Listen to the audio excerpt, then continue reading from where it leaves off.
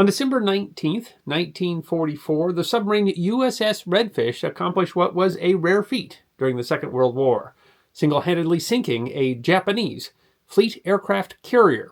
It was just one event in the service of a submarine that entered the Second World War rather late in the game, yet still managed to find distinguished service both during the war and after. In fact, there's a very good chance that you have seen USS Redfish, even if you didn't know it at the time. U.S. submarines were vital to the war in the Pacific. The National Museum of American History notes that while submarines accounted for less than 2% of the U.S. Navy during the Second World War, they sank 30% of Japan's Navy. Yet, the museum argues, the contribution to strangling the Japanese economy might have been even more important. The museum notes that U.S. submarines sank over 1,200 merchant vessels, some 60% of the Japanese merchant marine, almost 5 million tons of shipping, effectively strangling Japan's access to oil, raw materials, and food. The effect was decisive. The conclusion of the post-war U.S. Strategic Bombing Survey was that the economic blockade of Japan was as important as air power, and that the final collapse of Imperial Japan was as much a result of the U.S. submarine fleet strangling their access to war materials as it was to the use of atomic weapons. This was in addition to other roles, such as rescuing downed airmen, delivering special ground force units, and fleet reconnaissance.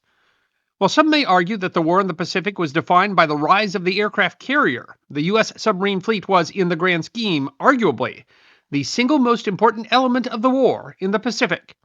This showed, of 14 Japanese large aircraft carriers sunk during the war in the Pacific, 6 were sunk by American submarines. The workhorses of the silent service were the fleet submarines. The development of U.S. submarines, following the acquisition of the first modern submarine, USS Holland, in 1900, worked towards the idea of the fleet submarine. The development was incremental. 51 S-class submarines were commissioned by the United States Navy between 1920 and 1925. Many of these were still in service when the war began. According to Sea Power, a naval history, edited by Elmer Belmont Potter and published in 1960, when the war began, the U.S. Asiatic submarine fleet included 6 S-class vessels. Potter notes that the S-class boats, which were numbered and not named, were small and uncomfortable, with a relatively short cruising radius. Still, S-class submarines did yeoman's work in the early part of the war. But the Navy had moved on, first to an incremental group of submarine classes called the V-boats, and finally to the Gato class, the first true fleet submarines. The role of the fleet submarines was to serve with the main battle fleet. These vessels needed to be able to sail ahead of the fleet to scout and engage enemy fleets. They needed to have surface speeds capable of keeping up with the U.S. standard-type battleships, as well as significant range and a powerful armament. The U.S. fleet submarines had diesel-electric engines. They were typically equipped with 4 main diesel engines and 1 smaller auxiliary diesel. They were built to manage surface speeds of at least 20 knots in calm seas and were double-hulled, with an inner pressure hull and an outer hydrodynamic hull. They were designed for a patrol endurance of 8 weeks. Potter explains that the Gato, built in 1941, was the archetype. It displaced 1,500 tons on the surface, was 312 feet in length, had a cruising radius of 12,000 miles, and carried 24 torpedoes in 10 tubes, 6 forward and 4 aft. The Gato class, named after fish and other marine creatures, was the first boat that the Navy was convinced was truly the capable fleet submarine that they had sought, and as such they were the first U.S. submarine class to go into mass production. 77 were built between 1940 and 1943. This was the type of boat, Potter writes, that carried the war to Japan. In 1942, the U.S. first started producing an upgraded version of the Gato class. The Balao class started entering service in 1943. The class had a stronger, thicker outer hull, allowing it to dive to a greater depth, and usually mounted a more powerful deck gun than the Gato class had. 120 Balao-class vessels were built between 1942 and 1946. It is the most produced class of U.S. submarines in history. An October 2023 edition of the U.S. Naval Institute Press notes, an improved Gato class, the Balaos performed superbly. They had the advantage in speed, range, and armament over any other class of submarine. Among those was USS Redfish, SS-395. Redfish was setting records literally right off the dock. Laid down at the Portsmouth Naval Yard on September 9, 1943. On January 27, 1944, she was launched simultaneously with USS Ronquil and USS Razorback. USS Scabbardfish was launched at the yard later the same day. A world record 4 submarines launched in a single day, still unequaled today. Secretary of the Navy Frank Knox sent a congratulatory message to the Yard. In the launching of 4 submarines in a single day, the Portsmouth Navy Yard sets another record in the submarine program.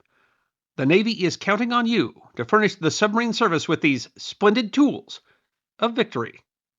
It was a remarkable testament to the industrial might of the United States. In 1944, the Portsmouth Yard completed 32 submarines. Redfish was commissioned on April 12, 1944, under the command of Lewis Darby McGregor, Jr. McGregor, a 1935 graduate of the United States Naval Academy, was an experienced commander, having commanded the USS Pike, service for which he had received the Silver Star. According to the award citation, by his valiant and inspiring leadership, he contributed to the sinking of 5,000 tons of enemy shipping and the damaging of over 28,000 tons, including 1 large auxiliary aircraft carrier. The September 6, 1943 attack on the large escort carrier Taiyo would not be the end of McGregor's success against the aircraft carriers of the Imperial Japanese Navy. With a complement of 10 officers and 70 enlisted men, Redfish trained out of New London, Connecticut. The boat transited the Panama Canal on June 12, 1944, en route to its base at Pearl Harbor, arriving on June 27th. On July 23rd, she put to sea on her maiden war patrol. Redfish was part of a wolf pack, submarines operating in concert with USS Pacuda and USS Spadefish. The pack was overall under the command of Glenn L. Donahoe, a 1927 graduate of the U.S. Naval Academy. Donahoe, affectionately called Donk, was a legend of the submarine service. He would eventually earn 4 Navy Crosses. The wolf pack was given the unofficial nickname Donk's Devils, and the Devils would get their due. The pack patrolled the straits between the islands of Luzon and Formosa, an area the submariners called Convoy College. Their success there was downright gaudy. It was not an easy assignment. There were significant Japanese air assets on Formosa, and the submarines faced the constant threat of attack by air. Yet the 3 submarines sank 16 enemy ships, totaling more than 93,000 gross registered tons, and damaged 6 others. 5 of those sunk, and 3 of those damaged were the work of Redfish, on just her first war patrol. McGregor's report stated that the Redfish encountered strong enemy anti-submarine forces, both surface and air, throughout this long, arduous first patrol, but was rewarded with numerous excellent torpedo targets. McGregor received the Navy Cross, as did Gordon Underwood, commander of the Spadefish. Donahoe was awarded his 4th Navy Cross. McGregor's citation reads, "Penetrating heavy and alert escort screens, which included air support, Captain McGregor pressed home brilliantly planned and well-executed torpedo attacks, which resulted in the sinking of 5 enemy ships totaling 33,500 tons, and in the damaging of 3 additional enemy ships totaling 24,500 tons. Redfish began its second patrol on October 25th in the South China Sea. It was another one for the books. Having already sunk 4 vessels on the patrol, on December 8th, Redfish, along with the submarine Sea Devil, made radar contact with a large convoy. Among the ships was the aircraft carrier Junyo, a veteran of the Battle of Santa Cruz Island, the naval battle of Guadalcanal, the Battle of the Philippine Sea, sailing alongside the battleship Haruna and 3 destroyers. The 2 submarines chased the contacts. Sea Devil attacked. McGregor reported, "The miracle arrives. Heard 2 separate explosions far enough apart to be 2 torpedo hits. Aircraft carrier slows down, gives a big zig toward. He must be hurt." The attack by Sea Devil had driven the Junyo back towards Redfish. McGregor fired 6 torpedoes and recorded, "Heard and saw 1 terrific hit on carrier." Junyo escaped, moving through the safety of a Japanese minefield, but not really. The damage done by the 2 submarines had been significant. Several compartments were flooded and the ship listed 18 degrees. 1 engine was disabled. The carrier went into dry dock, but was so damaged that repairs were abandoned. She never sailed again. The attack represented the period of the war. By December 1944, Japanese naval aviation had been devastated. The Japanese had not been able to adjust their pilot training, and the damage done, largely by U.S. submarines, had left the Empire desperately short on critical supplies, including fuel needed to train new pilots. The Junyo had been a powerful adversary the previous year, but when Redfish and Sea Devil attacked, she no longer carried aircraft. Her air group had been disbanded. But that doesn't mean that the remaining carriers of the Imperial Japanese Navy were irrelevant, and Redfish would soon make its most devastating attack of the war. The U.S. Navy History and Heritage Command notes that the Japanese were able to complete 3 aircraft carriers during the Second World War, despite the severe lack of resources. The 22,000-ton fleet carriers were updated versions of the Hiryu class. The first to be commissioned was the Unryu, the name meaning Cloud Dragon, commissioned August 6, 1944. It was a significant achievement, given the wartime conditions, to complete these flat tops, but one that was nearly irrelevant. By the time that they were at sea, there was such a shortage of pilots and planes that none were ever assigned their air groups. The U.S. Naval History and Heritage Command writing, due to a lack of planes, pilots, and fuel, the three carriers were mostly idle in protected waters of Japan's Seto Inland Sea. But the U.S. was preparing to invade the Philippine island of Luzon, and the Japanese realized the importance of holding the Philippine Islands, or they would be wholly cut off from their possessions and supplies in Southeast Asia. The Unryu was given a desperate mission: deliver supplies to reinforce the garrison at Luzon. The threat was not idle. The carrier was carrying 30 Yokosuka MXY-7 Okas, rocket-powered kamikaze planes, whose speed made them extremely difficult for Navy ships to defend against. In addition, the Unryu carried Junyo motorboats, a surface speedboat version of the Oka torpedoes, as well as ammunition, other equipment, and troops. The carrier might not be carrying the air groups that had been so effective during the early war, but its mission could have resulted in devastating losses for the fleet supporting operations on Luzon. More dangerously, the Unryu came at a fortunate time for the Japanese, as the U.S. fleet had been caught in the massive Typhoon Cobra, the subject of another episode of the History Guy. The History and Heritage Command writes, at the time, Admiral Halsey's Third Fleet was caught in the middle of a typhoon, which sank 3 U.S. destroyers, and had other things to worry about than Unryu. But the carrier, escorted by 3 destroyers, was coming right for McGregor and USS Redfish, which was, the Naval History and Heritage Command notes, alerted to the Japanese force by ultra-intelligence, after its previous attack on Junyo, itching for more. Unryu made a turn that offered a perfect firing opportunity, but just before Redfish attacked, the carrier sonar detected Redfish, and its guns started firing at her periscope. McGregor fired 4 torpedoes at a range of 1,500 yards. The carrier turned, trying to avoid them, but one struck home. He reported, first torpedo hit, causing target to stop, list 20 degrees to starboard, and commence burning.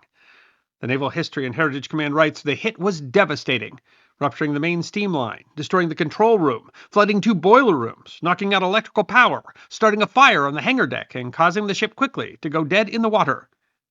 One of the escorts came around, and McGregor fired 4 torpedoes at him from his aft tubes, but the destroyer was able to turn to avoid them. While damaged, the carrier wasn't sinking, and the 3 escorts were alerted to their presence. McGregor decided that he had to make another attack, despite the risk. The Naval History and Heritage Command writes, as Redfish frantically reloaded torpedoes, McGregor courageously remained at periscope depth, which the Japanese escorts failed to realize as they scrambled to detect a deeper submarine. With only 1 torpedo reloaded in the stern tube and time running out before the Japanese destroyers caught their mistake, at 1650, McGregor fired the 1 torpedo at Unryu at a range of 1,100 yards. Damage control had been effective. Despite the first hit, the Unryu had been underway and may have delivered her deadly cargo. But the second hit was devastating, and the deadly cargo was the reason. The torpedo struck on the starboard side, forward of the bridge, and immediately caused ammunition carried as cargo to start to explode. And then the Oka rockets began to explode. The flying bombs intended to attack the American fleet were the undoing of the nearly new aircraft carrier. The Naval History and Heritage Command writes that the explosion killed the men who moments before thought they had saved their ship. Within minutes, they write, Unryu was listing 30 degrees, and Captain Kaname gave the order to abandon ship. The gunners refused to leave their post, continuing to fire on the periscope until the ship went under, with the guns still firing. Unryu quickly sank.